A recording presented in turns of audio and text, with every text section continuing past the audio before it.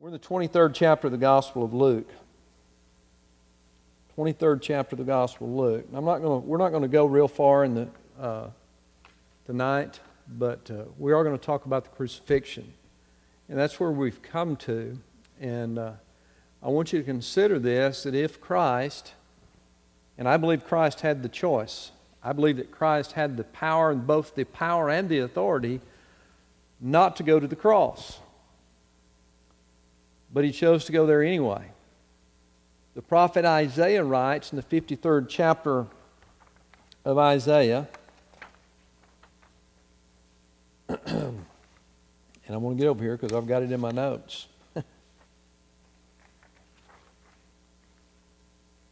He says, "Yet it pleased the Lord to bruise him, he hath put him to grief. When thou shalt make his soul an offering for sin, he shall see his seed, he shall prolong his days, and the pleasure of the Lord shall prosper in his hand. He shall see the travail of his soul, and shall be satisfied. By his knowledge shall my righteous servant justify many, for he shall bear their iniquities. Therefore I will divide him a portion with the great, and he shall divide the spoil with the strong, because he hath poured out his soul unto death. And he was numbered with the transgressors, as he bare the sin of many, and made intercession for the transgressors." You know, I believe that Isaiah was speaking specifically of this timing. And we learn from all three of the synoptic gospels. Can anyone list the synoptic gospels? Very simple. The first three gospels, Matthew, Mark, and Luke, are known as the synoptic gospels. John tells the story of Jesus from a personal perspective, from a first-person perspective, whereas we find the Gospel of Matthew, Mark, and Luke, they tell them from someone on the outside looking in and telling the story of Jesus. Now, I say on the outside looking in. We know that Luke was not one of the original 12. We know that, right? Luke was not one of the original 12. And we know that Luke was a physician, and we know that Luke shares some details that Matthew and Mark don't. Mark is the briefest of the Gospels, but both Matthew and Mark and Luke, they all three tell very, very similar, tell the same story in very similar ways. So we're going to begin in verse 26 of Luke in chapter 23. "And as they led him away, they laid hold upon one Simon, a Cyrenian, coming out of the country, and on him they laid the cross, that he might bear it after Jesus. And there followed him a great company of people and of women, which also bewailed and lamented him. But Jesus, turning to them, said, Daughters of Jerusalem, weep not for me, but weep for yourselves and for your children. For behold, the days are coming in the which they shall say, Blessed are the barren and the wombs that never bare, and the paps which never gave suck. Then shall they begin to say to the mountains, Fall on us, and to the hills, cover us. For if they do these things in a green tree, what shall be done in the dry? And there were also two other malefactors led with him to be put to death. And when they were come to the place which is called Calvary, there they crucified him and the malefactors, one on the right hand and the other on the left. Then said Jesus, Father, forgive them, for they know not what they do. And they parted his raiment and cast lots. Now I want to stop right there for just a moment on verse 34. We know that Simon was a Cyrenian. The Cyrenians, Simon was from the original place, which modern day, basically where Libya is. Many have assumed that Simon, the Cyrenian, had come to celebrate the Passover. Now, does anyone know what continent the Cyrenians were from? Does anybody know what continent Libya is on? Okay, little geography 101. The country of modern-day Libya is at the northernmost point of the continent of Africa. So many assume that Simon the Cyrenian was perhaps a black man. We know at this time in that area, even in Jesus' day, Jesus wasn't white as we would consider white, but he was of a tan or a dark color. But this Simon had traveled and many have made the assumption that he had traveled to Jerusalem to celebrate the Passover. It was upon Simon that the Romans would command that he would carry the cross. For 12 hours, roughly. Some have estimated the time to be from somewhere around 9 p.m. to around 9 a.m. Jesus would suffer some of the most horrendous mockeries and beatings that anyone could suffer. If you think about this for just a moment, as the Romans punished Jesus, and remember that's what Pilate proposed that he would do, and then he'd turn Jesus loose, and yet the people cried out, "Crucify him," that he would have him flogged. The Roman whip, or some have classified it as a cat of nine tails, was a whip with 9 strips of leather that was embedded with bone and rock. And the prisoner who was to be flogged would have his shirt or his top stripped down, and they would, however many times that it was commanded that he be struck, they would strike him with that cat of 9 tails. Now you can just imagine what those leather strips would do to human flesh. Multiply that. You can multiply that greatly when you consider the bone and the rocks that were embedded into this leather. In other words, there were slits in the leather, and these bones and rocks were stuck through there, and they would sling that and strike the prisoners with it. When that cat of 9 tails was thrown forward and then pulled back, you know what leather does? It flexes, which allowed the bone and the rock and the strips of leather to literally rip the hide apart. That would have to be painful. For the person who was condemned to death through crucifixion,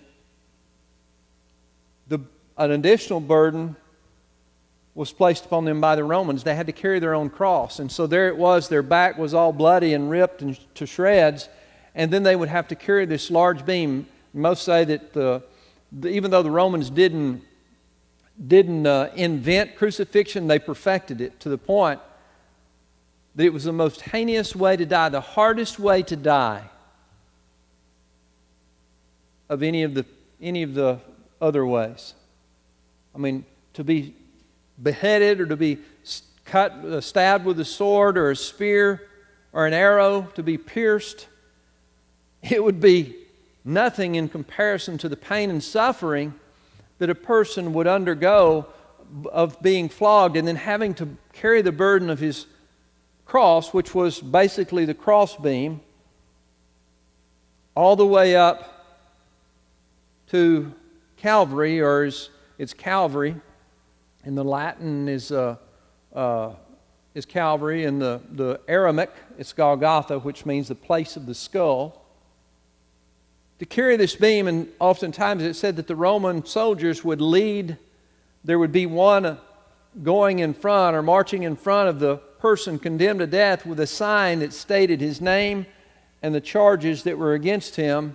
And they would take a very, very long route so that the most people possible would be able to see him. It was much like in the Old West days, they would have public hangings. And people would travel from all over just to come and to see a hanging. It's been said that in the Old West days that parents would gather their families, their children, all up in the wagon, and they would ride. Some of you know the history of Fort Smith. But they would ride wherever the gallows was, and they would sit, and it would become a day of entertainment for them. It was the same way with the crucifixion. That many people would come out into the streets, and they would mock the person. Some of them perhaps would throw things at them. They would spit on them. But the main thing is that they wanted to be entertained and they wanted to see it. And so the Romans made every opportunity to have as many people see the condemned and his charges as well as his condition before he hung on the cross. The Romans had, I guess, a twofold reason. First of all, to punish the one who was guilty, but secondly, to oppress anyone who might think about crossing the government. We know that Jesus had already suffered great distress while He prayed in the Garden of Gethsemane. His sweat were as drops of blood. He had suffered, some have said, from the emotional stress of His disciples abandoning Him, much less being kept up through the night and being tried, and might I say, illegally, even according to Jewish law. And now He's been flogged and forced to take up His cross. And so we see Simon the Cyrenian being commanded by the Romans to carry the cross for Jesus. One writer put it this way, that Simon truly knew what it was like to take up his cross and follow Jesus.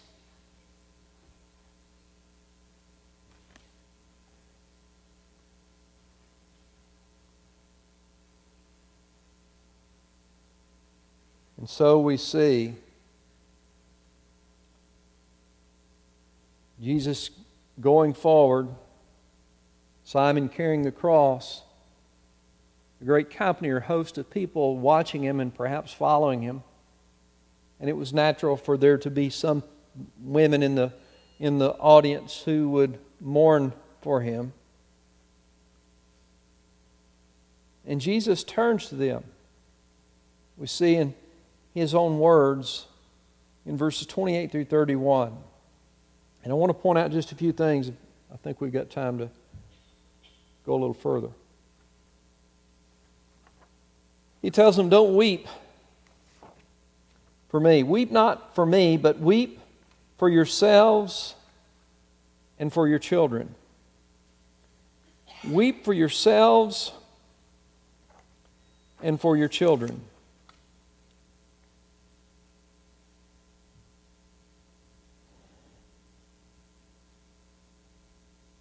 Ultimately, what Jesus was saying, and David Guzik put it this way, Jesus essentially told them, don't weep for me, but weep for those who reject me. Mr. Pate in his commentary says this, when Jesus speaks of being barren and how they would be blessed, normally in Jewish tradition it taught for the woman who was with child, she was truly honored and she was blessed. But when Jesus made this pronouncement, He said, blessed are the barren and the wombs that never bear and the paps that never gave suck. He was, to some, that might have been an insult. To some it might have been an insult.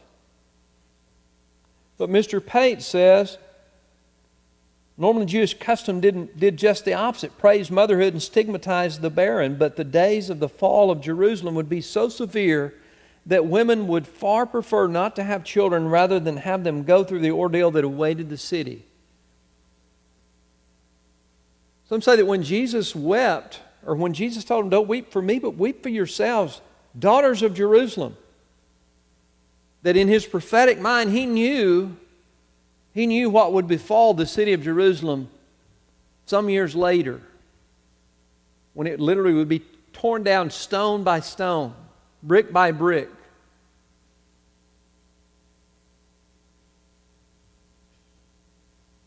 He knew the punishment that would soon entail. But He also knew the punishment for those who would ultimately reject Him. He makes this statement in verse 31.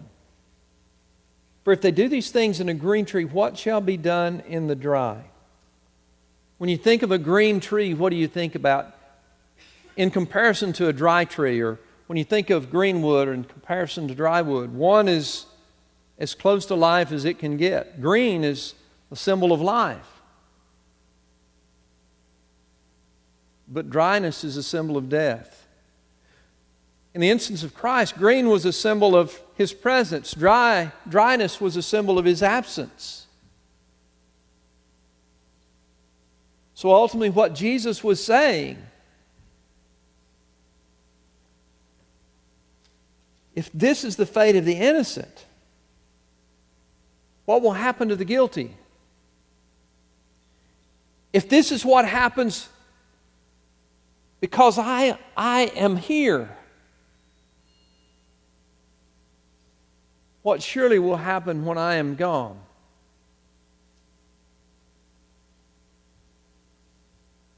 Charles Spurgeon said, with his calm, prophetic eye, he looked beyond the intervening years and sees Jerusalem besieged and captured. He speaks as though he heard the awful shrieks which betokened the entrance of the Romans into the city and the smiting down of young and old, women and children. He says that ye need not weep because Christ died 1/10 so much as because your sins rendered it necessary that He should die. You need not weep over the crucifixion, but weep over your transgression, for your sins nailed the Redeemer to the accursed tree. We read about the two malefactors being there with Him and being crucified with Him.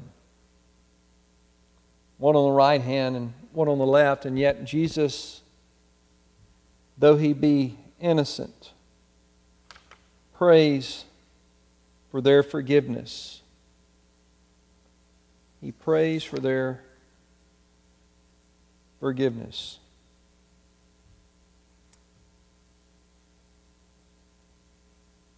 One writer put that the love of Jesus never fails. He prayed even for His executioners. In the last part of verse 34 that we read, it says, and they parted His garments, or His raiment, and cast lots.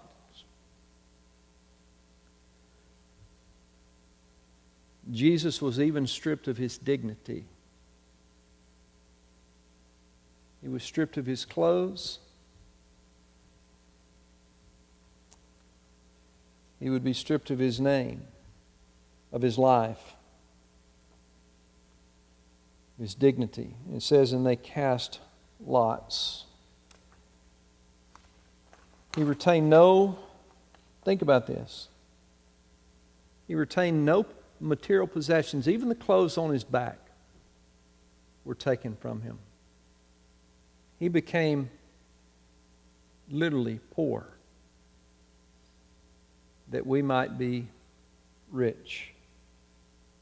In verse 35 it says, and the people stood beholding, and the rulers also with them derided Him, saying, He saved others, let him save himself, if He be Christ, the chosen of God. The Gospel of Matthew tells us that the chief leaders walked by Him, and Matthew puts it this way, the King James English, wagging their heads. Wagging their heads.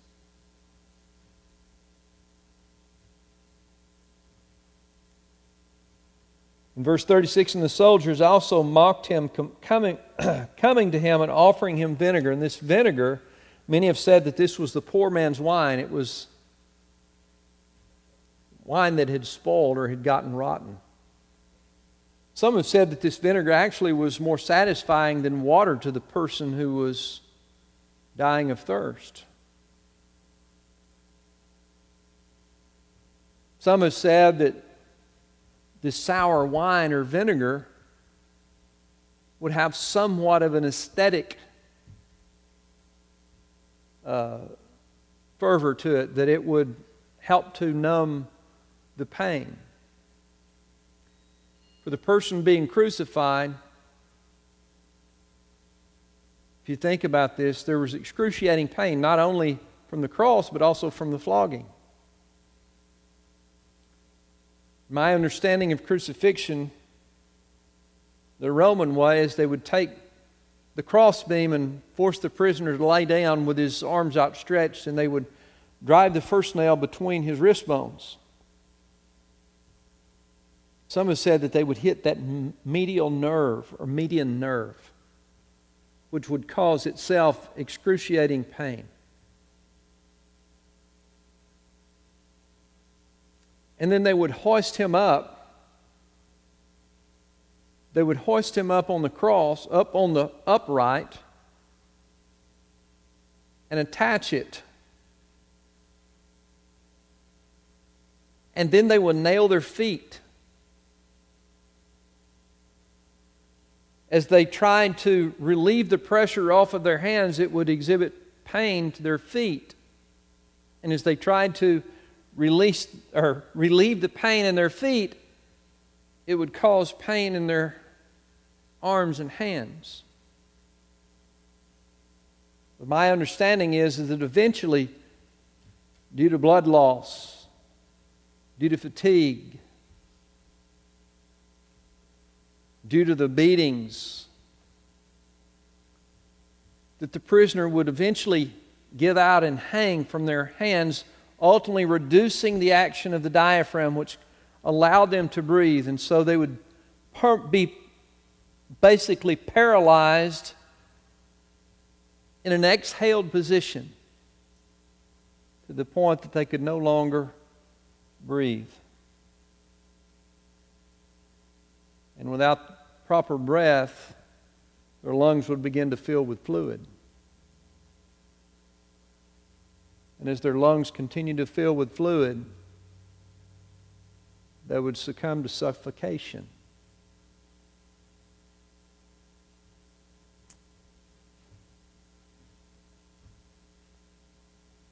What a horrible death that must have been. In verse 37, and saying, "If thou be the King of the Jews, save thyself." And a superscription also was written over him in the letters of Greek and Latin and Hebrew, "This is the King of the Jews." John tells us that the religious leaders of the day objected to the sign and to the title. But yet Pilate said, "What I have said, I have said." He would not take that sign down. It was almost prophetic.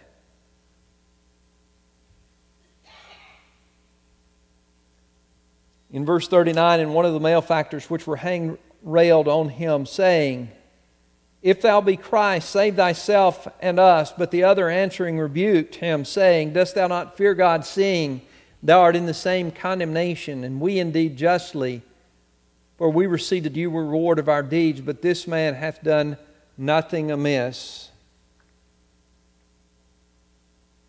The malefactors began to ridicule Jesus, just as he had heard the crowd do, just as he'd heard the soldiers do. And he tries to command Jesus, "If you are Christ, if you are the Son of God, save us and save yourself." Isn't it amazing how selfish we get when we're placed in an awful predicament? But the other malefactor on the other side, recognizing Jesus' innocence, not only his innocence but his deity, rebukes the other one. And he tells Jesus in verse 42, "Lord, remember me when thou comest into thy kingdom." Here it is, this prisoner who's been condemned to death as a result of his guilt, hanging on the cross, recognizes who Jesus is. And yet those who are free continue to rail against him.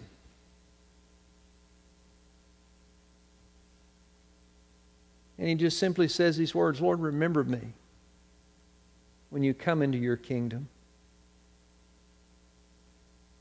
What simple words of salvation.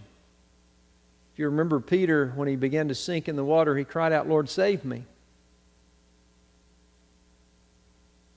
The Ethiopian eunuch asked Philip, "What must I do to be saved?" And Philip preached unto him Jesus. The Philippian jailer, of which Paul and Silas explained to him the possibility of salvation for he and his household in a very simple way. But Jesus' response to this malefactor's request was, in verse 43, "Verily I say unto thee, today shalt thou be with me in paradise." And if you notice, he didn't say that to both of the characters. One said, "If thou be Christ, save thyself and us." The other said, "Remember me when you come into your kingdom." The difference between salvation and condemnation is in the profession of who Jesus is.